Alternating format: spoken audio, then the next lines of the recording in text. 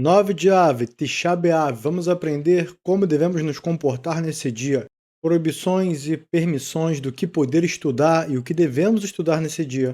É sabido que é proibido estudar Torá, como pode ser? Proibido estudar Torá? Então será que quando a gente acorda de manhã a gente faz o Bricata Torá, a bênção, antes do estudo da Torá, para depois poder estudar a Torá? A gente não deve fazer essa bênção? A última refeição antes do início do jejum, o que pode se comer nela? É a famosa Seudá Mafseket. Porque não se pode comer nessa refeição dois alimentos cozidos e o que sim pode se comer. Como devemos proceder exatamente nas principais proibições do dia de 9 de Ave, que é de comer, beber, vestir o sapato de couro, usar cremes na pele, óleo e será que eu posso usar um cinto de couro? Qual a maneira correta de fazer Netilat Yadayim, que a gente vai ter que fazer a ablução das mãos ou mesmo lavar as mãos por qualquer motivo? Mas por outro lado a gente sabe que é proibido, então como? Até que ponto? Quais estão isentos do jejum? Será que o jejum vai dar permissão? Os nossos sábios vão isentar alguém do jejum? E se uma mulher teve filho há pouco tempo? E se ela está grávida já nos últimos meses de gestação? Se for um idoso, ou mesmo um jovem com alguma condição doente, pode se cumprimentar normalmente, perguntar se está tudo bem, oi, como vai?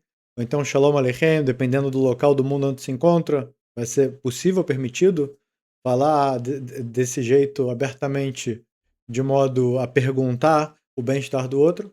Existe algo que depois do jejum, na saída do jejum, depois do dia 9, no dia 10, ainda vai permanecer proibido? E o que vai ficar permitido? Com tantas perguntas e tantas questões abertas, estamos obrigados agora a adentrar o material e entender como é e como aproveitar desse dia tão triste e sendo a consequência das nossas transgressões, consequência de não ter o templo sagrado, de Deus não habitar em sua casa, em ter tantos problemas no mundo por causa do afastamento de Deus. Como aproximar Deus? Será que eu vou aproximar Deus ficando enlutado, ficando triste? A resposta é claro. Todo tempo que algo positivo não está acontecendo, o maior bem, a maior fonte de bênçãos é Deus, é Hashem Itbarach, quando ele não está junto e a gente sofre por isso, então o sofrimento positivo, quando a gente está no momento de aproximação de Deus, o templo é construído e a coisa está acontecendo como deveria, a gente fica alegre, a gente fica feliz, e é sabido que no final, quando o templo for construído, dia 9 de Av vai virar um dia de alegria e um dia de comemoração. Estranho? Porque a gente vê que nesse período teve a destruição do templo, teve grande sofrimento para o povo de Israel. A gente vê que o início da Segunda Guerra Mundial foi nesse período das 3 semanas de luto. O primeiro comando dos nazistas contra os judeus foi também nesse período. A destruição do primeiro templo, do segundo templo, uma quantidade grande de sábios que também faleceram nesse período, desgraças que aconteceram para o povo de Israel nesse período. E como pode ser que depois, no mundo vindouro, no próximo mundo, isso vai virar um tempo de alegria? Uma das respostas é até mesmo o sofrimento causado para que no fim a gente tenha a aproximação de Deus, é como uma criança que, dependendo do seu comportamento, se não estiver indo bem, vai ser necessário falar. Se a criança não ouvir, você vai ter que falar mais alto. Se a criança não ouvir, você vai ter que botar de castigo. E se a criança não se controlar dali por diante, vai ter que ser feito para que a criança entenda que daquele jeito não pode se portar e aquele castigo vai ser para no final endireitar a criança, para que a criança cresça sendo uma pessoa que vai poder cumprir a vontade de Deus, e só pode cumprir a vontade de Deus aquele que tem ética, que tem moral, bons traços de caráter. Para isso, vai precisar levar uma, um direcionamento de um lado, um direcionamento do outro, para que a pessoa e a criança estejam no lugar certo. No fim, todo adulto agradece aos pais, ou ao amigo, ou ao irmão, ou a quem for. Agradece aqui, obrigado por ter me dado uma bronca naquele dia. Ainda bem que os meus pais, quando eu era pequeno, me limitaram, ou às vezes me castigaram, e eu sou muito agradecido por eles, porque eu entendo no fim que tudo é para o bem.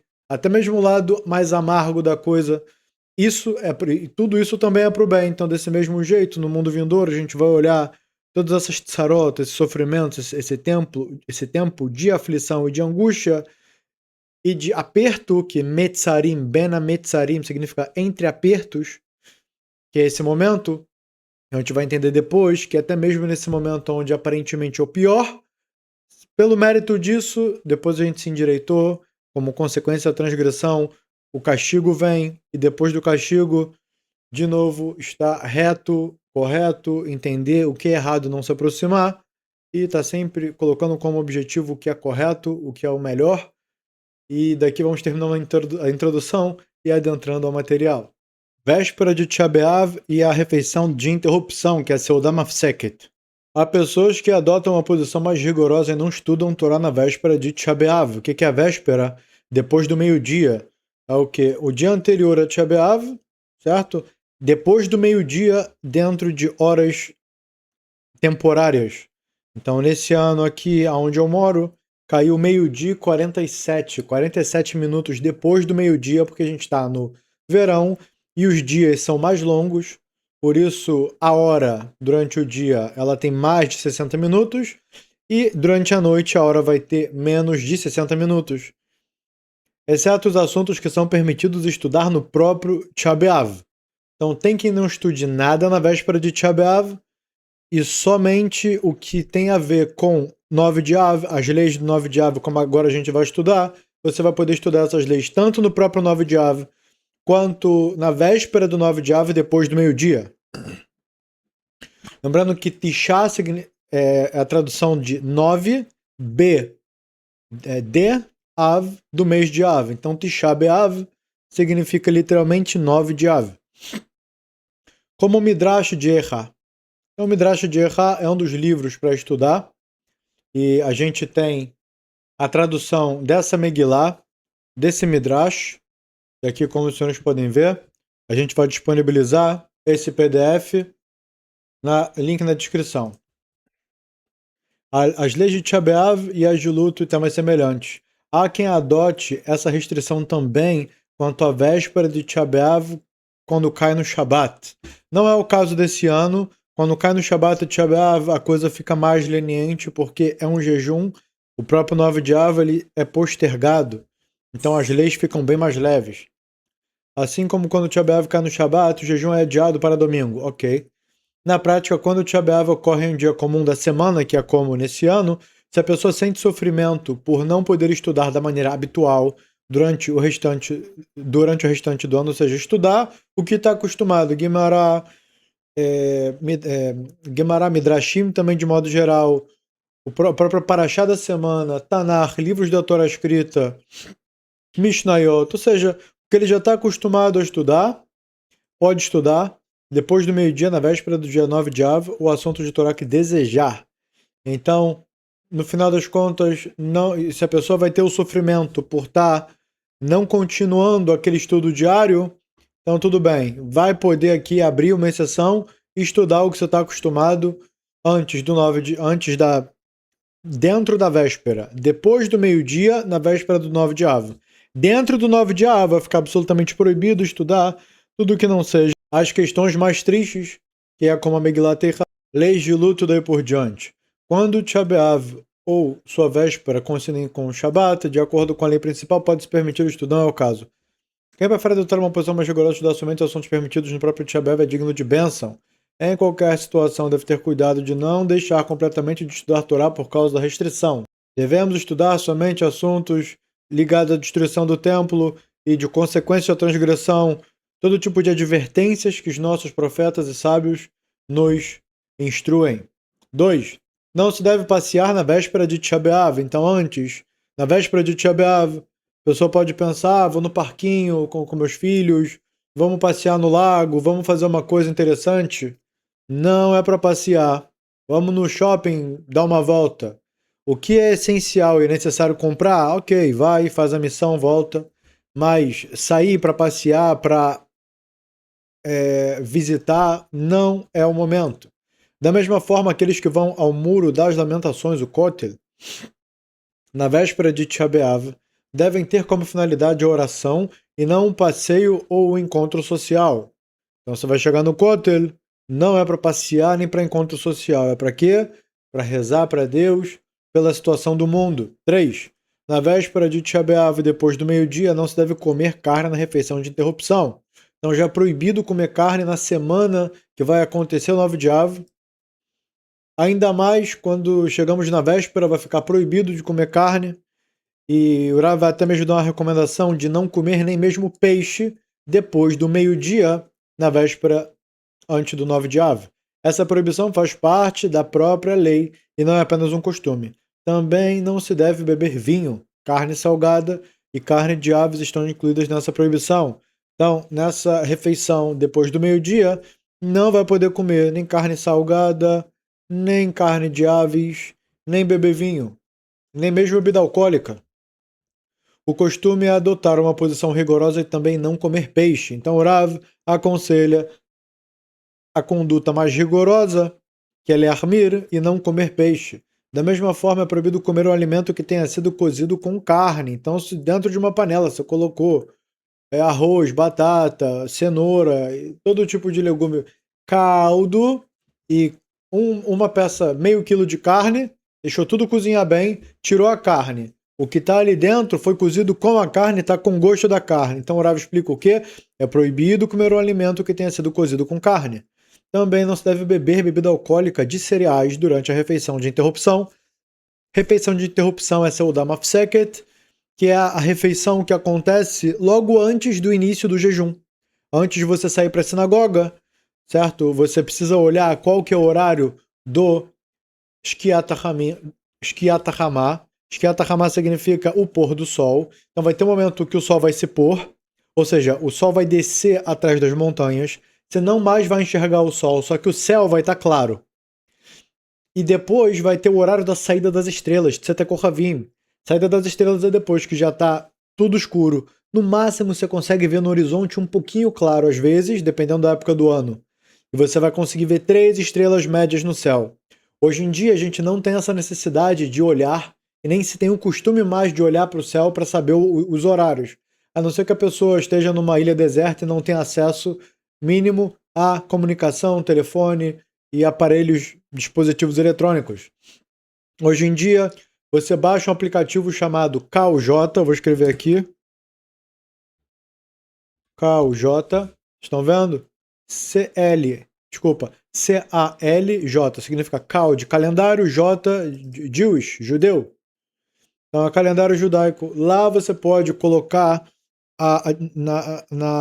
na configuração a língua em inglês, e lá você vai ter sunset, que é sunset, que é Shkiat HaMah, que é o momento do pôr do sol. E depois desse horário na lista, você vai ver logo embaixo o momento de Tzeta Kohavim, que é o momento da saída das estrelas. Caso você escreva no Google qual é o horário da saída das estrelas no local tal, então exatamente da onde o local onde você se encontra, vão ter lá aplicativos, por exemplo, do site do Rabad, que lá eles vão te dar essa informação. Esse daqui é o aplicativo no celular do CalJ, você pode ver uma sequência de horários e do lado o referente, né, cada horário. Então, no aplicativo desse, dá para colocar em inglês, então você vai ter em tempo real, porque o aplicativo se atualiza dependendo da sua localização, certo? E disso você vai ter o horário certinho, porque não vai poder comer a partir da Shkiat HaMah. A partir do pôr do sol, você já não vai mais poder comer, já vai ter entrado o 9 de Av. Então, veremos aqui exatamente até qual é o horário que a gente não vai mais poder, que a gente vai ter que fazer, na verdade, a Seudá Mafseket, que é a refeição antes do início do jejum. Que essa refeição a gente vai ver qual é a definição, o que a gente pode fazer nela. Há autoridades que permitem beber uma pequena quantidade de bebida alcoólica para auxiliar a digestão, quando a pessoa está acostumada a isso e sente grande dificuldade sem ela. Então, para quem se acostumou, depois de uma refeição, beber um pouco de álcool, uma bebida alcoólica, para ajudar na digestão, eu não conheço isso. No meu entendimento, vem atrapalhar a digestão, mas se o corpo da pessoa já se acostumou, é como o Rav aqui está explicando. Ou seja, uma exceção à regra, que o Rav tenta abranger o quanto mais aqui, para que todos consigam enxergar o seu próprio caso e assim já saibam como proceder. 4.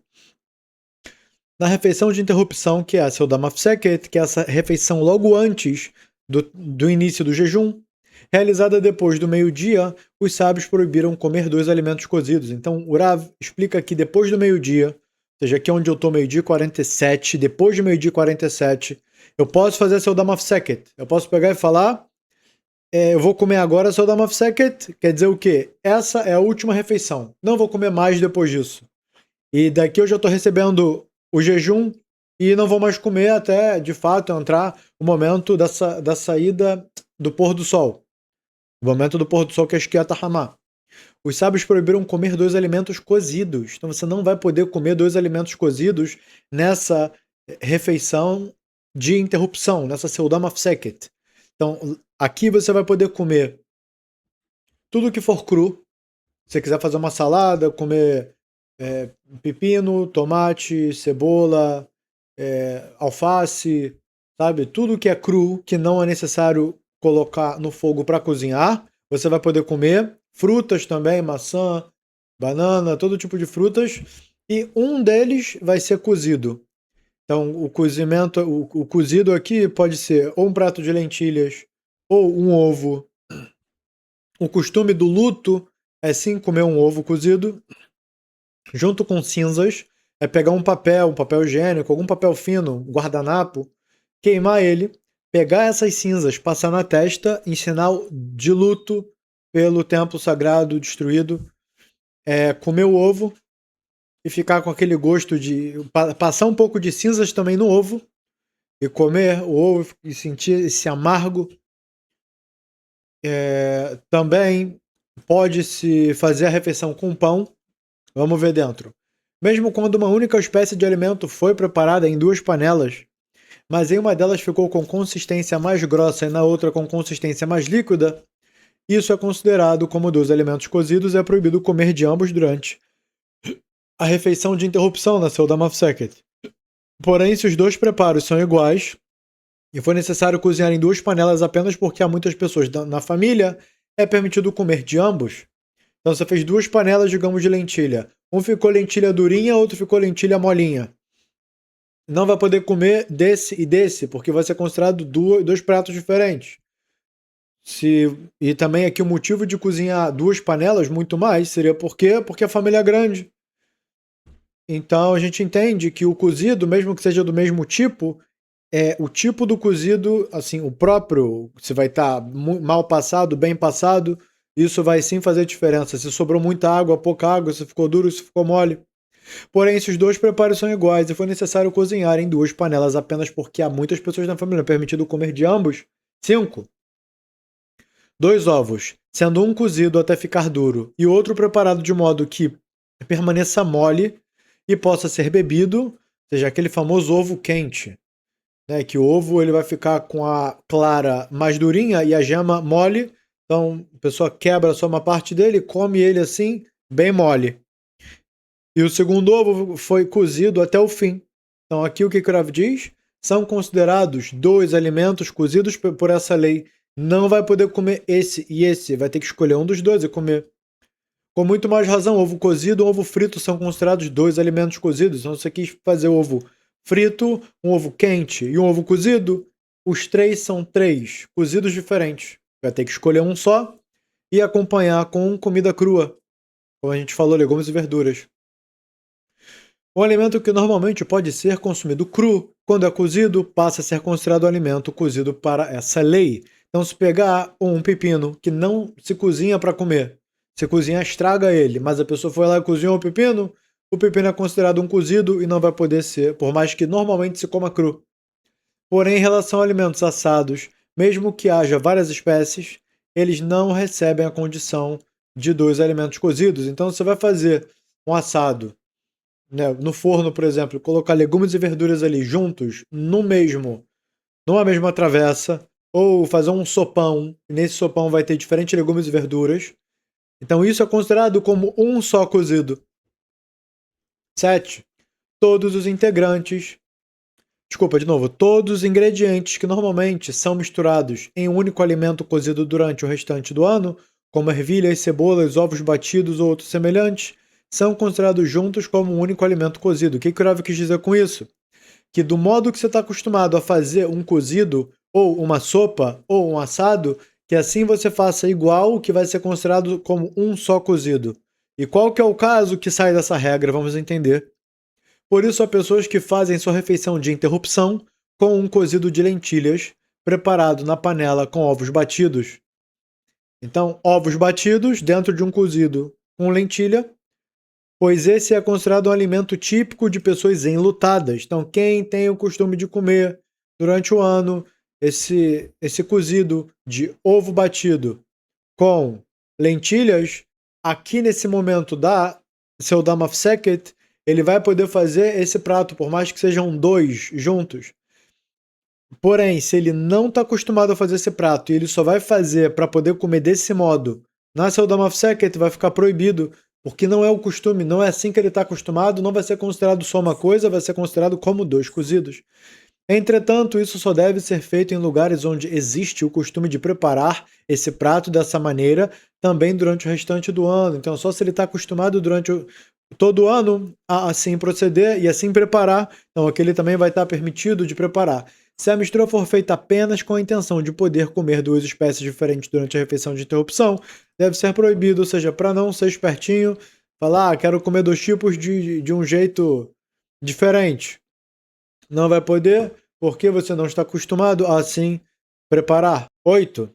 Aqueles que comem lentilhas e depois comem ovos cozidos estão agindo de forma incorreta e devem abandonar esse costume. Ou seja, tem um cozido de lentilha e também ovo cozido, porque ele sabe que existe um costume do enlutado assim comer, só que aqui na Seudam of Seket ele não vai poder comer os dois. Estão agindo de forma incorreta, devem abandonar esse costume, pois lentilhas e ovos são considerados dois alimentos cozidos. Também aqueles que costumam comer ovos cozidos depois de Birkat Hamazon não estão agindo corretamente. Além disso, provocam a recitação de uma bênção desnecessária.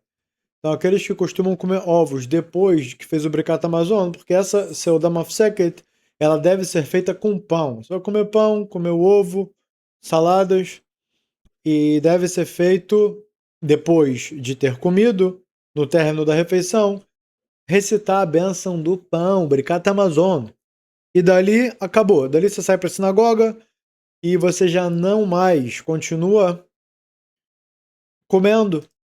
Mesmo em relação aos ovos batidos misturados no cozido, isso só foi permitido em lugares onde existe o costume de preparar esse prato dessa maneira durante todo o ano. Quando não existe esse costume, é proibido. É permitido comer várias espécies de frutas cruas. Porém, frutas e vegetais em conserva são considerados como alimentos cozidos. Então, todo tipo de conserva, dele está no vinagre, no sal durante meses, isso vai transformar no status de um cozido, para esse caso. Por isso, junto com outro alimento cozido, não se deve comer pepinos ou pequenos tipos de abóbora conservados em água, com sal ou em vinagre. 10. Uma salada preparada com tomates e outros vegetais é considerada, de acordo com a lei principal, como alimentos crus. Por isso é permitido comer salada durante a refeição de interrupção. Entretanto, é recomendável adotar uma posição mais rigorosa e evitá-la. Então, mesmo que é permitido comer salada, o ideal é comer tudo isso que é bem saudável para te preparar para o jejum de 25 horas antes do jejum. Antes da Seudam of Seket, ou seja, depois do meio-dia, digamos, se a Seudam of Seket está por volta das 6 da tarde, 5 e meia, então essa refeição antes das 5 e meia você vai poder comer tudo, e na própria Seudam of Seket é recomendado comer o quê? Pão, ovo, cinzas, e se puder comer só isso, ficar com o amargo do ovo com as cinzas, é ainda melhor. 11. O queijo é considerado como um alimento cru e não possui condição de alimento cozido, a menos que tenha sido frito ou cozido. Então, o queijo é considerado não cozido, a não ser que você tenha, né, fritado ou cozinhado. 12. Autoridades que proíbem beber café ou chá na refeição de interrupção quando já se está comendo outro alimento cozido. Então, fazer um chá, tem legisladores que vão entender como essa água fervendo nas ervinhas como um cozido. Você vai cozer a erva e você vai tirar dali a essência, o gosto da erva e vai beber esse chá. Então, tem quem entenda beber esse chá como um cozido por si só. Então, deve ser evitado, pois consideram que isso equivale a comer dos alimentos cozidos, né? Se você estiver comendo ovo cozido e também beber um chá, vai ser considerado como dois cozidos por essas autoridades. E o Urá vem atrás que outras autoridades discordam e permitem a beber o chá. Quem puder agir de forma mais rigorosa fará bem em evitar de beber o chá. De modo geral, é correto que cada pessoa reduza seus prazeres e se contente com pouco durante a refeição de interrupção, comendo apenas o necessário para fortalecer o corpo e conseguir jejuar. 13. Costuma se sentar no chão durante a refeição de interrupção. Então, na Seudá Mafseket, você vai sentar no chão para comer. É recomendável adotar uma posição mais rigorosa e não se sentar diretamente sobre o chão, mas colocar por baixo um tapete, uma manta ou algo semelhante e sentar-se sobre ele. Quando o chão é revestido de pedras, merutzaf, né, com porcelanato, não é no chão mesmo. Existe um chão de pedra feito por cima, ou de taco. Então, pedra, porcelanato, ladrilhos, tábuas de madeira, é permitido sentar-se sobre ele mesmo sem colocar algo entre o corpo e o piso. Então, se tiver o chão, como a gente conhece, o chão da rua, que não tem nada que interceda entre o chão e você, caso você precise sentar no chão, não é bom, não é aconselhado pelo sábio sentar direto, não é bom. Deve colocar alguma coisa para fazer essa interseção. Uma toalha, um pano, algo que interceda. Então, na Seudá Mafseket, que você vai ter que sentar no chão, e também durante o 9 de Av, que a gente não pode sentar em lugares altos, então ali você coloca uma almofadinha, alguma coisa em cima do chão e senta sobre isso. Sobre ele mesmo, colocar algo entre o corpo e o piso. Né? E caso o chão não seja feito de pedra, de taco, nem nada, então vai precisar colocar alguma coisa. Caso seja feito, você pode sentar direto. Mesmo assim, vai ser melhor, né, colocar alguma coisa. Mas a nível de legislativo aqui da lei, o sábio fala que já vai poder sentar direto.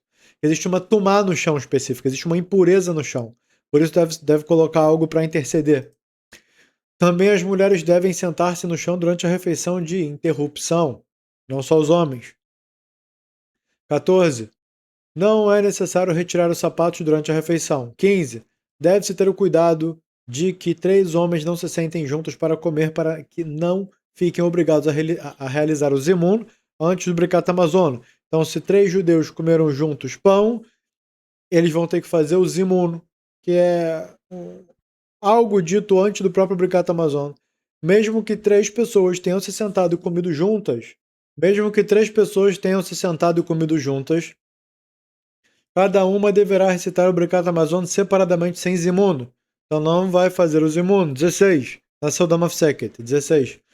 Quando a pessoa come antes do meio-dia, na véspera de 9 de Av, mesmo que tenha a intenção de não comer novamente, pode comer 2 alimentos cozidos. Então, se for antes da Seudá Mafseket, vai poder comer 2 alimentos cozidos.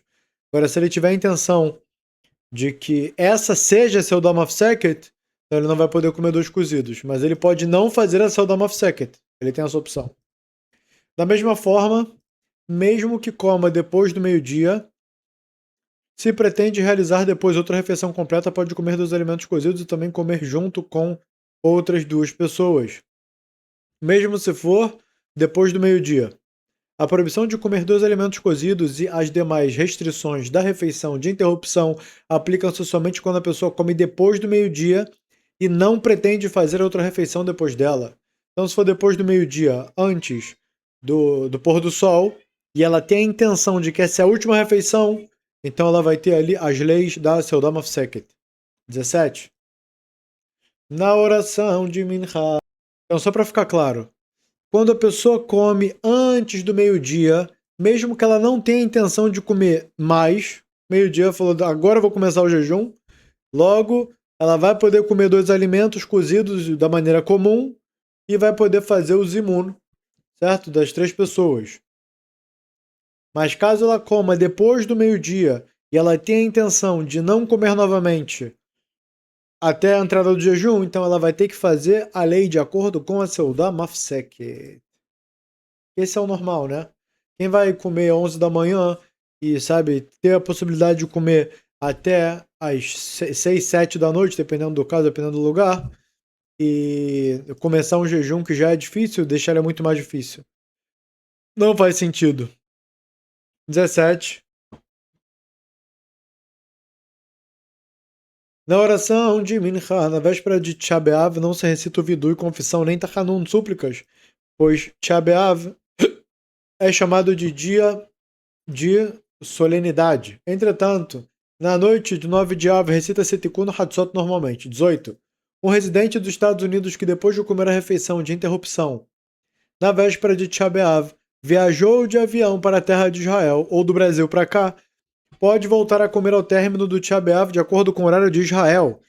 Ele não precisa esperar mais 7 horas até chegar o horário do anoitecer nos Estados Unidos, porque a diferença do horário da América para Israel é por volta de 6, 7 ou 8 horas, dependendo do lugar. Logo, se a pessoa viaja de lá para cá, ela diminui por volta de 7 horas do próprio jejum, o jejum de 25 horas, ele teria 18 horas para 17 horas para 18 horas para jejuar.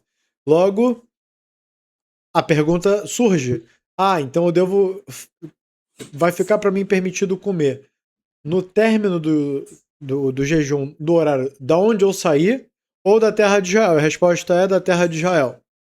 E se você fizer o oposto, sair da terra de Israel e for para fora, for para o Brasil, for para os Estados Unidos, vai ter que jejuar mais 7 horas. Olha que duro. Pois deve seguir o lugar e o horário em que se encontra naquele momento, tanto para uma aplicação mais rigorosa quanto para uma aplicação mais branda. Então, mesmo se ele viajar de Israel para o Brasil, ele vai ter um jejum de 32 horas para cumprir. Não é recomendado viajar para o Brasil no 9 de Av.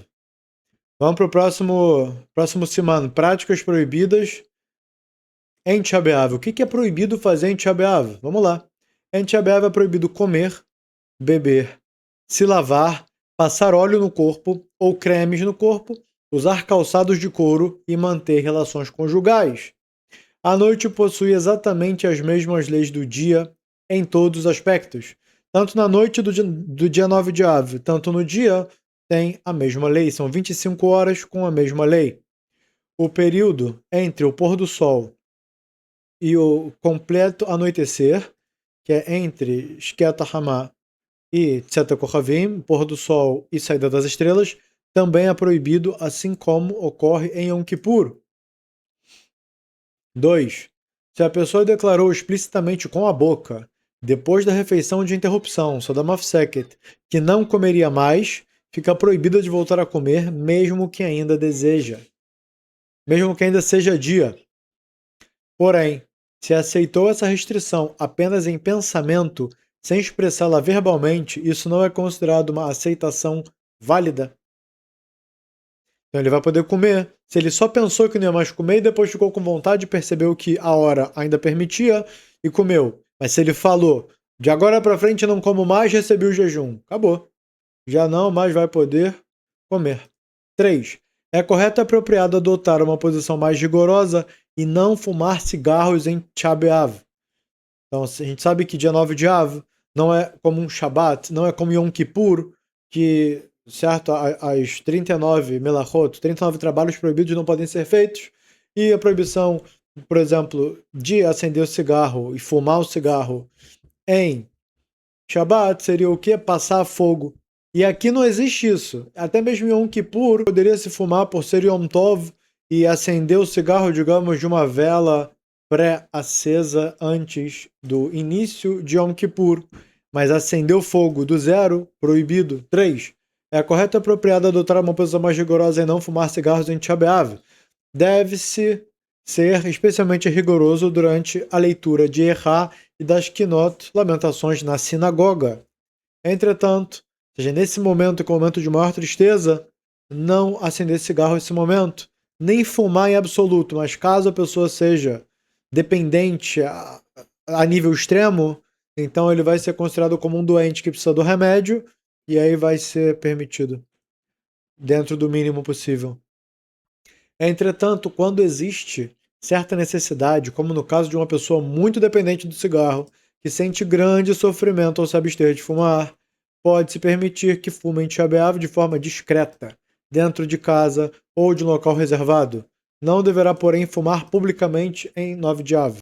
Quanto aos demais jejuns, mesmo aqueles que costumam fumar em Yom Tov acendendo um cigarro a partir de uma chama já existente, de uma vela, por considerarem isso uma necessidade semelhante à preparação de alimento permitida em Yom Tov, pode fumar durante o jejum. 4. É proibido lavar-se em Tisha B'Av, tanto com água quente quanto com água fria. Não pode se lavar em Tisha B'Av. É proibido até mesmo colocar um dedo na água por prazer. Se o objetivo for ter prazer, é proibido colocar um dedinho na água. Pela manhã, ao fazer a lavagem ritual das mãos, deve-se derramar água somente até o final das articulações dos dedos. Então, de manhã, ou quando você for no banheiro, você é obrigado a fazer Netilat Yadayim. De manhã é o mais grave. Durante o dia, depois do banheiro, é necessário, mas não tão importante quanto o da manhã. Então, deve-se sim fazer a Netilat Yadayim. Aí você se pergunta, mas calma, acabou de dizer que nem mesmo um dedinho pode colocar na água, e agora existem situações onde vai ter que verter água sobre as mãos? A resposta é por prazer. Se fosse se molhar o dedo, se molhar por prazer, não vai poder. Aqui é com motivo, não é porque você quer ter prazer, é porque deve fazer Netilat Yadayim, ablução das mãos depois do banheiro, depois que acordar, ou se sujar, vai ter que se limpar. Então, tem que fazer até Kishrei Etzbaot, até essa parte daqui, ó, que é a falange dos dedos, a segunda falange, né? Que é essa daqui, você vai despejar água exatamente aqui, e desse modo, fazendo Netilat Yadayim até a segunda falange dos dedos. Depois de secar as mãos, enquanto ainda permanecer nelas um pouco de umidade, pode-se passá-las sobre os olhos. Você acordou de manhã, quer lavar os olhos? É um jeito. Aproveita essa umidade, passa nos olhos e assim limpa.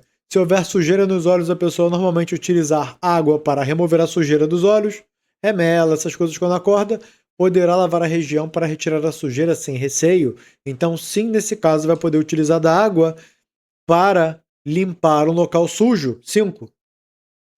Quem estiver com as mãos sujas de lama, fezes, outra sujeira, você foi trocar o neném e se sujou todo, né? Ou qualquer outro motivo, foi mexer em alguma coisa, sujou o braço.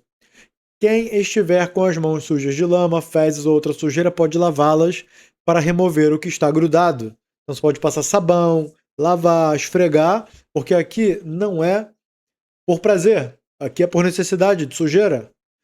Não deverá lavar toda a mão além do necessário. Então, exatamente onde sujou, onde é necessário limpeza, ali você pode lavar. Quem estiver com as mãos não deverá lavar toda a mão além do necessário, mas somente a parte necessária para retirar a sujeira. 6. Um Cohen, sacerdote, que lava as mãos para recitar o Birkat HaKohanim, vocês já conhecem como é feito o Birkat HaKohanim, não deve lavá-las até o pulso. Desculpa. Deve lavá-las até o pulso. Ou seja, para quem é Cohen, vai na sinagoga fazer Birkat HaKohanim, vai lavar a mão até o pulso, toda a mão, como nos demais dias do ano. Pois é permitido lavar-se quando a intenção não é obter prazer com a lavagem, e sim para a execução de uma mitzvah, ou para se limpar. Porém, quem sai do banheiro deve lavar somente até as articulações dos dedos, pois é o suficiente. Se as mãos estiverem realmente sujas, poderá lavá-las na medida necessária para remover a sujeira. 7. Mulheres que estão cozinhando e lavando verduras com água não precisam se preocupar pelo fato de suas mãos entrarem em contato com a água. Já está chegando próximo ao término do dia 9 de Av. Ali a mulher vai querer preparar uma salada, algo para a saída. Você vai poder comer, você vai comer o quê? Tem que ser preparado. Então, aqui o caso, a mulher está preparando, está lavando verduras, legumes, e aí fica a pergunta: calma aí, eu preciso lavar esse alimento, só que eu também não posso que a água toque na minha mão. Então a gente volta para aquela mesma regra. Prazer é a chave. A palavra-chave é prazer. Você está molhando a mão porque você quer ter prazer, ou isso é para preparar, já deixar tudo preparado na mesa, posto, para quando terminar o 9 de Av, já poder sentar para comer. Ah, é para preparar para comer? Então vai ficar permitido molhar as mãos, que é algo indireto, o objetivo é lavar as frutas e verduras. Da mesma forma, a proibição de passar óleo, creme ou outras substâncias no corpo aplica-se somente quando isso é feito por prazer. Então, de novo, untar, né, se passar óleo e creme, se for por prazer, vai ser proibido. 8. Quem possui feridas, irritações ou crostas no couro cabeludo pode aplicar normalmente o produto necessário para o tratamento sem receio. Então, alguém faz um tratamento de pele que é preciso passar um creme, uma pomada, vai ficar permitido continuar o tratamento, porque aqui de novo a palavra-chave é somente quando isso é feito por prazer. Aqui é por uma condição de saúde. 9. A proibição de usar calçados aplica-se tanto aos homens quanto às mulheres. Sapatos de couro não pode se usar. Essa proibição refere-se especificamente a sapatos de couro. Então, de modo geral, colocar sapato não é o indicado. Colocar um chinelinho, alguma coisa do tipo. Mas a proibição principal refere-se especificamente a sapatos de couro. Porém, é permitido usar calçados feitos de tecido, madeira ou borracha, pois a dureza do chão ainda é sentida pelos pés e a pessoa continua tendo a sensação de estar descalça. Hoje em dia a gente sabe que tem muitos tênis de corrida onde ele é feito de pano por cima e a sola é a coisa mais macia do mundo. Inclusive é mais macio do que sapato de couro que se usa em Shabat, por exemplo. Um sapato social vai ser mais desconfortável do que um tênis feito de pano com a sua sola com 1 milhão de amortecedores para ficar bem macio. Então aqui a ideia seria não calçar couro e também, se puder, que seja algo duro, por exemplo, um chinelo de dedo, onde a sola é dura, qualquer coisa que a sola seja dura, isso vai ser algo bom, positivo utilizar, porque assim vai ser a intenção. A intenção é colocar o pé em algo desconfortável, duro. Mas se também só tiver o tênis de corrida, digamos, o tênis que por cima ele é de pano e por debaixo a sola é macia, vai também estar podendo, vai estar permitido de usar. Não vai ser o ideal, mas vai estar sendo permitido de utilizá-lo. Mesmo que a pessoa esteja usando meias e coloque sobre elas sapatos de couro, isso continua proibido. A pessoa poderia pensar: se eu colocar meia, eu coloco sapato de couro porque está tendo uma interseção entre o sapato e o meu pé. E o Rav diz: esquece essa ideia, isso não existe. 10. É proibido usar sapatos durante o dia do 9 de Av, até o término do jejum, quando surgem as estrelas. Então vai ficar proibido utilizar sapato durante todo o dia do 9 de Av até o término. Acabou o jejum, você pega e bota o seu sapato. A proibição principal é do de couro, mas aqui também a gente já entendeu que todo tipo de sapato que for extremamente confortável, ele vai ser desaconselhado. Os Guionim foram muito rigorosos nessa proibição. Ou seja, quanto a sapatos confortáveis. 11. Há autoridades que permitem usar calçados de maneira que possuem uma tira de couro como certos tipos de tamancos. Então, um sapato que vai ter só uma tira de couro por cima, tem quem permita. Não é o ideal, não é o ideal. 12. É para quem não tem o que botar. Quem se esqueceu de comprar sapatos de borracha antes do 9 de Av ainda pode comprá-los. Entretanto, de preferência é correto começar a usá-los algum tempo antes da semana que acontece o 9 de Av. Então, antes da semana que vai ter o 9 de Av, é melhor você comprar o sapato, utilizar ele, um Crocs, né? Sim, um sapato de borracha que tenha cobertura para os dedos, para os pés, e assim poder utilizar antes da semana que vai, antes do início da semana que vai acontecer o 9 de Av. Porém, se você já está na véspera do 9 de Av e ainda não tem o que colocar, você vai poder comprar o Crocs ou o sapato de borracha que for para ter o que colocar no 9 de Av. 13. Em Tisha B'Av é proibido estudar Torá, os profetas e os escritos. Ou seja, Tanakh, que é Torá, Nevim, Ketuvim. Também é proibido estudar Mishnah, Midrash, Gemara, Alahá e Agadá, pois está escrito que os mandamentos de Hashem são retos e alegram o coração. Pikudei Hashem Yesharim Samchei Lev. Então, os estatutos, os mandamentos, as ordens de Deus, as mitzvot de Deus, elas são retas e alegram o coração. Quando você estuda a Torá, você descobre o que é o real valor e como isso é tão elevado e tão maravilhoso, e só isso já alegra o seu coração. Só essa ideia já deixa o seu coração muito feliz. E como é proibido ficar feliz em 9 de Av, esses estudos ficam proibidos para que vocês não tenham, para que nós não tenhamos alegria. Entretanto, é permitido estudar livro de Iov, o livro de Jó, a gente vai disponibilizar também na descrição para os senhores que quiserem estudar. O livro de Errá também a gente vai disponibilizar na descrição.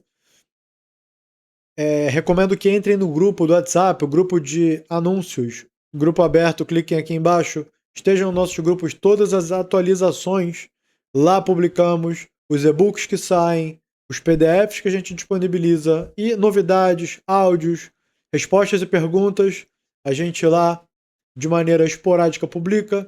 E toda a publicação, novidade do nosso projeto, incluindo vídeos e tudo, lá é compartilhado. E você que quer estar conectado com o estudo de Torá, esteja lá dentro do nosso grupo do WhatsApp.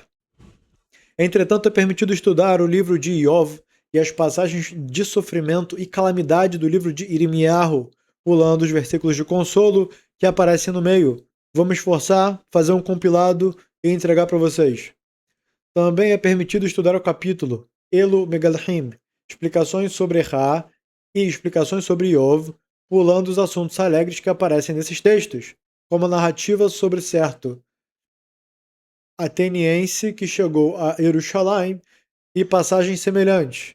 Também é permitido estudar livros de ética e despertar espiritual que incentivem a pessoa a fazer tchuvá.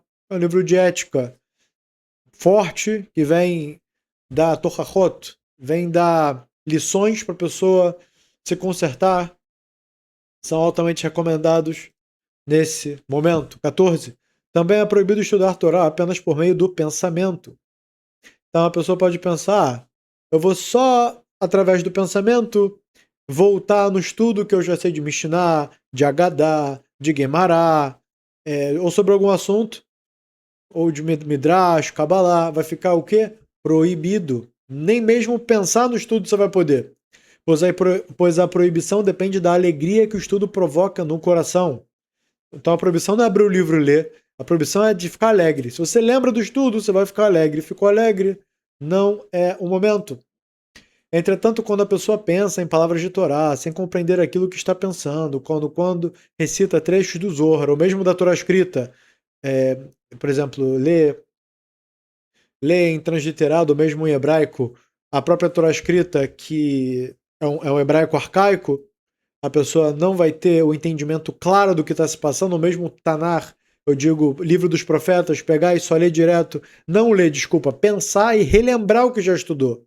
Não é abrir o livro e estudar, é relembrar o que já estudou, daquela maneira automática, daquela maneira decorada e não entendida, que quando é decorado você não entende. E o prazer e a alegria só vem através do entendimento. E o entendimento vem através da explicação dos sábios. Depois que você estudou os sábios, você bate o olho no versículo, já vai se lembrar, vai ficar alegre. E o Zohar não é diferente, só que como o Zohar é em aramaico, é mais uma barreira para quem já sabe hebraico de entender. Então o Rav traz aqui que alguém que só relembra do estudo de modo decorado, sem lembrar das explicações, isso vai ter menos problema de recitar em Tisha B'Av sem entender seu conteúdo. É possível que isso não esteja incluído na proibição. É possível que, não é recomendado. Pois existem, nesse caso, dois motivos para permitir. 15. A própria obrigação de estudar Torá também existe em Tisha B'Av. Por isso, cada pessoa deve estabelecer um período para estudar nesse dia, de acordo com suas possibilidades dentro dos assuntos permitidos. Então, sim, a pessoa está obrigada a estudar a Torá no dia do 9 de Av, mesmo com todas as restrições. A gente foca no que deve ser estudado e desse jeito a gente sai da obrigação de fazer o estudo de Torá no dia 9 de Av. Por isso, quando a gente acorda no dia 9 de Av, devemos fazer o quê? Bricota Torá, a bênção que nos permite estudar a Torá, que ele fica no final de Bricota Shachar, na bênção da manhã. E a gente tem a tradução completa da bênção da manhã no nosso site, sabedoriadatorá.com, materiais diamantes, lá você vai encontrar na lista bênção da manhã. 16. Quem teve uma nova compreensão Hidush de Torá em Tisha B'Av e teme que, se não escrever imediatamente, poderá esquecê-la até a noite, pode registrá-la por escrito. Então, quem teve um Hidush de Torá, que ele, através de um estudo, ele conseguiu entender algo novo no mundo e atribuir isso, um entendimento profundo e revelador, e uma lição para o nosso dia de hoje, sobre lei, ou sobre conduta, ou sobre um entendimento, e ele tenha medo de que, se ele não escrever agora, no dia seguinte, ele não vai se lembrar. Então aqui o Rav diz o quê? Vai ficar permitido para ele escrever esse Hidush, essa compreensão nova de Torá. 17. As crianças que estudam Torá normalmente interrompem seus estudos no dia 9 de Av. Há autoridades que permitem estudar com elas os temas tristes e dolorosos mencionados anteriormente, enquanto outras adotam uma posição mais rigorosa. Quando existe o receio de que deixem completamente de estudar Torá, pode-se confiar na opinião daqueles que permitem. Então, se tem a suspeita que alguém vai deixar de estudar por completo Torá, vai poder, para a criança, ensinar a Torá, porque vai conseguir confiar na opinião daqueles que permitem. 18. É permitido recitar toda a ordem habitual das orações do dia, incluindo Cântico do Mar, Shiratayam, trecho referente a sacrifícios, Korbanot, e capítulo que começa qual é o lugar de sacrifício, Eis é o meu comando, Eis é o meu comando, a Braita de Rabi Ishmael, as bênçãos dos Kohanim, ou seja, tudo que está escrito, todo o formato de reza do Sidur, assim vai ter que ser feito. 19. Não se deve recitar Terrilim em Tisha B'Av. Salmos em 9 de Av não é recomendado. Entretanto, quem adota a opinião mais leniente e os recita tem quem se apoiar. Existem salmos que eles são mais tristes, então vai poder fazer a leitura dos salmos mais ligados à tristeza.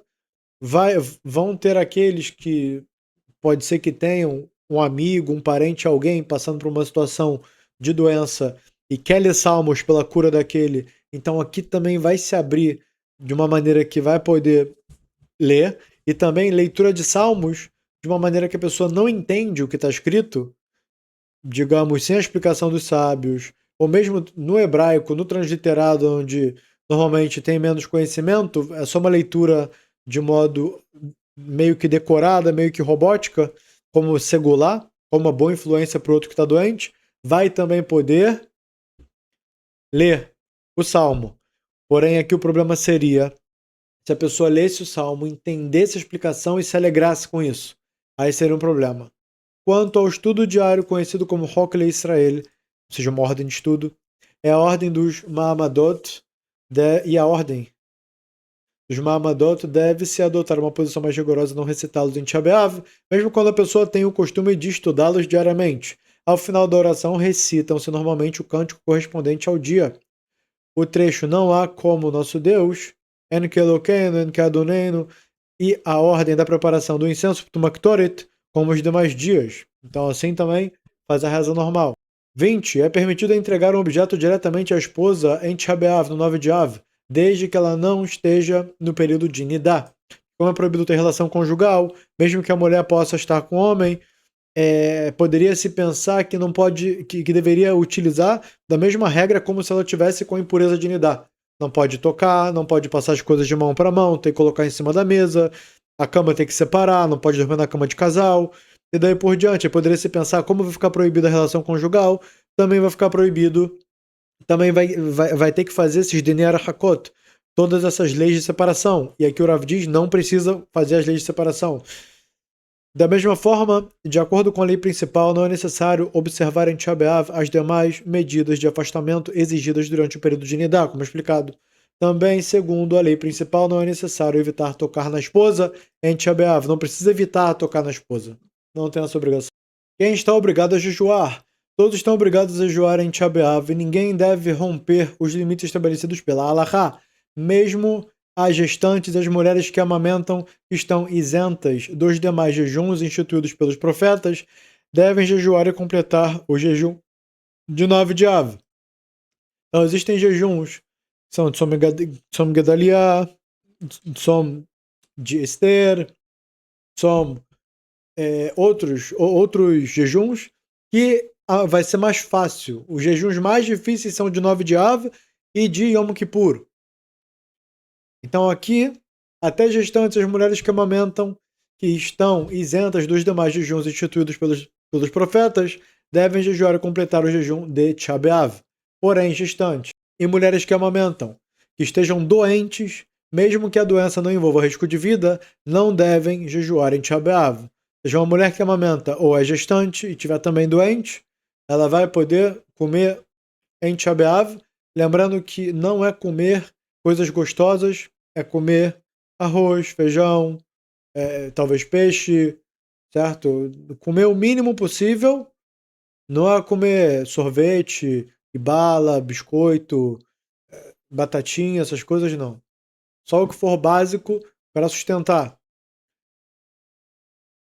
Se estiverem com muita fraqueza, deverão consultar uma autoridade alárrica, um rabino. De modo geral, é correto consultar uma autoridade alárrica em qualquer situação desse tipo. 2. Uma pessoa doente, ou seja, em outras palavras, pergunte ao seu rabino, dependendo do seu caso. 2. Uma pessoa doente, mesmo que sua doença não envolva risco de vida, está isenta de jejuar em 9 de Av. Uma pessoa doente, mesmo que não envolva risco de vida. Uma pessoa que se recuperou de uma doença, mas ainda permanece fraca e sofre muito com o jejum, pode comer. Não é necessário realizar uma avaliação médica especial para determinar sua condição, mas ela não deverá comer alimentos requintados ou destinados ao prazer, comer só o que é básico. Quando uma pessoa doente só consegue jejuar durante o dia, se comer durante a noite, há autoridades que permitem que ela coma à noite do 9 de Av e comece o jejum no outro dia. Quem age dessa maneira tem em quem se apoiar. Da mesma forma, idosos muito enfraquecidos, para quem o jejum provoca grande sofrimento e cujo médico afirma que o jejum lhes causa prejuízo, dano à saúde, podem comer. Uma mulher que deu à luz ou uma pessoa doente que precisam comer em 9 de Av não necessitam comer pequenas quantidades em intervalos, como se faz em Yom Kippur. Podem comer normalmente conforme sua necessidade. Uma mulher que teve um filho dentro de 30 dias, uma mulher que deu à luz ou uma pessoa doente que precisam comer em Tisha B'Av não necessitam comer apenas. Então, os 30 dias ele vai falar aqui embaixo. Uma mulher que amamenta deve jejuar em Tisha B'Av mesmo quando está efetivamente amamentando seu bebê. Então, ela vai ter que, enquanto ela amamenta, ela tem que fazer jejum. Porém, se a criança estiver doente e o médico afirmar que o jejum da mãe poderá causar algum dano à criança, ou seja, vai sair menos leite ou o leite ter menos qualidade, isso pode colocar a criança em risco de vida. A mãe poderá comer por causa da necessidade do bebê. Com muito mais razão, se houver receio de que, por causa do jejum, a produção de leite seja completamente interrompida, a mãe deverá comer para que não falte leite materno à criança. 4. As crianças que ainda não atingiram a idade de obrigação das mitzvot, menino 13 anos, menina 12, estão isentas do jejum do 9 de Av. Não existe nesse caso a obrigação de educá-las gradualmente para o jejum, pois acreditamos na chegada do Messias e esperamos que esse dia se transforme em alegria. Então você pode pensar, já vou acostumando meu filho, mesmo antes de 13 anos, a fazer jejum, nem que seja 2 horas de jejum, come um pouquinho, 3 horas de jejum, come um pouquinho, 4 horas de jejum, come um pouquinho. E assim vai acostumando ele ao jejum, porque quando ele chegar com 13 anos, ele vai jejuar também. Então a Kiorá fala, não, a gente deve ter esperança e acreditar e rezar por isso e cada vez cumprir mais a vontade de Deus para que o templo seja construído, para que o mundo acabe desse modo que a gente conhece, esse modo degenerado, destruído, e a gente entre para o mundo da verdade e o mundo da mentira seja totalmente dissipado. Então a gente não vai esperar que o nosso filho daqui a tantos anos, quando ele completar 13, ele também vai precisar fazer o jejum. Ao contrário, a gente vai lutar para que ele não precise fazer o jejum, para que o templo seja construído e desse jeito, 9 de Av, que é um dia de luto, se torne um dia de alegria. Entretanto, não se deve oferecer a elas alimentos requintados ou destinados ao prazer, seja para as crianças, né, para ficar dando balinha, docinho, todo tipo de coisa que não está conectado ao sustento básico da alimentação.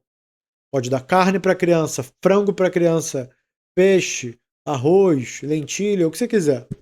Uma mulher que deu à luz dentro dos 30 dias anteriores a Tisha B'Av está isenta do jejum e pode comer já pela manhã. Aqui. 30 dias. Então, a mulher que deu à luz dentro dos 30 dias anteriores ao Tisha B'Av está isenta do jejum e pode comer já pela manhã. Com muito mais razão, gestantes, mulheres que amamentam e mulheres que deram à luz podem adotar uma posição mais branda quando o Tisha B'Av cai no Shabat e o jejum é adiado para domingo. Não é o caso, não cai no Shabat esse ano.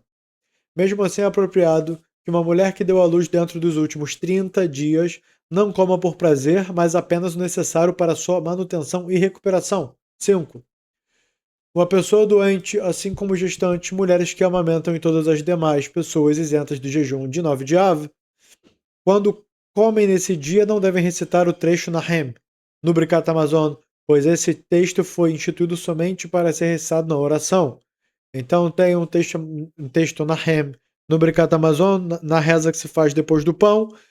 Para quem tem a permissão de comer 9 de Av, não é para fazer o Nahem dentro do Birkat Hamazon. 6. Uma pessoa gravemente doente cuja condição envolve risco de vida e que precisa comer em Tisha B'Av, 9 de Av, deve lavar as mãos por completo até o pulso. Se comer uma quantidade equivalente a um ovo dentro do período de tempo denominado Kedei Achilat Pras, deverá também recitar a bênção sobre a lavagem das mãos. Então, alguém doente, muito doente, vai ter que fazer Netilat Yadayim, ou então alguém chegar e fazer para ele, trazer um balde com água e outro balde vazio, e fazer sobre a mão dele a versão de água. Se comer a quantidade equivalente a um ovo dentro do período denominado Achilat Pras, ou seja, cerca de 7 minutos e meio, comer a quantidade de um ovo, que são 27 gramas, vezes 2, 54 gramas. Então, 54 gramas de comida a cada 7 minutos e meio é o que ele vai poder comer. Deverá também recitar a bênção sobre a lavagem das mãos, né? O Alentilat Yadayim. 8. Em Tisha B'Av não se deve cumprimentar outra pessoa com uma saudação de paz, falando Shalom, Shalom Aleichem, Ashlomchem, Echatem Margishim, como é que vocês estão? Olá, tudo bem? Daí por diante, não pode cumprimentar. Entretanto, se uma pessoa que desconhece essa lei cumprimentar você primeiro, é permitido responder de maneira discreta, em voz baixa e com seriedade. Você vai abaixar a cabeça. Oi, tá tudo bem comigo? Sim. E vocês? Você entender que tem aqui alguma coisa. A situação não tá normal. 9. Não se deve passear pelas ruas em 9 de Av, para não acabar chegando a brincadeiras, risos ou comportamentos levianos. 10. Em um lugar onde existe o costume de trabalhar em Tisha B'Av, é permitido trabalhar. Em um lugar onde existe o costume de não trabalhar em Tisha B'Av, não se deve trabalhar. O costume do povo de Israel, em todos os lugares dos quais temos conhecimento, é não trabalhar em Tisha B'Av. Quem realiza um trabalho nesse dia sem uma permissão alárrica, que é sem perguntar para o rabino se é permitido ou proibido, o rabino der o aval válido, não verá sinal de bênção no seu trabalho. Então não é para trabalhar, e quem trabalhar não vai ter bênção. Porém, uma pessoa pobre que não possui alimento para a noite pode trabalhar de forma discreta no dia 9 de Av, em vez de depender de caridade para o seu sustento. Então, a pessoa deve trabalhar com todas as suas forças e não pedir caridade. Caso não tenha jeito, aí se impede de tzedakah. 11. É permitido vender alimentos, produtos de mercearia e verduras durante todo o dia de Tisha B'Av. Então, o mercado pode continuar aberto, normal. Quanto ao comércio de outros tipos de mercadorias, deve-se adotar uma posição mais rigorosa e não realizá-lo. Há autoridades que permitem esse comércio depois do meio-dia. Então, o que for essencial para alimento, bebida, pode continuar aberto. O que for coisas que não tem a ver, supérfluo, já não vai poder. 12. É permitido realizar em Tisha B'Av um trabalho cuja interrupção possa causar sofrimento.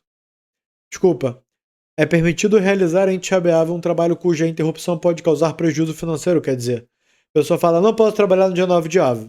Então ele não vai para o trabalho. Só que isso pode causar com que o chefe dele se irrite, não entenda e venha a demitir. Ou seja, vira um prejuízo financeiro real. Ser demitido é um grande prejuízo financeiro, certo? Ou então tem que entregar um trabalho no prazo. Se não chegar no prazo, vai perder o contrato e aí vai ter um grande prejuízo. Então, em certos casos, bem poucos, vai poder o que? Trabalhar no Shabat. Da mesma maneira que esse tipo de trabalho foi permitido durante o Hol HaMoed. É permitido ordenhar um animal em Tisha B'Av, pois deixar de ordenhá-lo poderia causar prejuízo, por isso a atividade é considerada um trabalho cuja interrupção provoca perda. Por quê?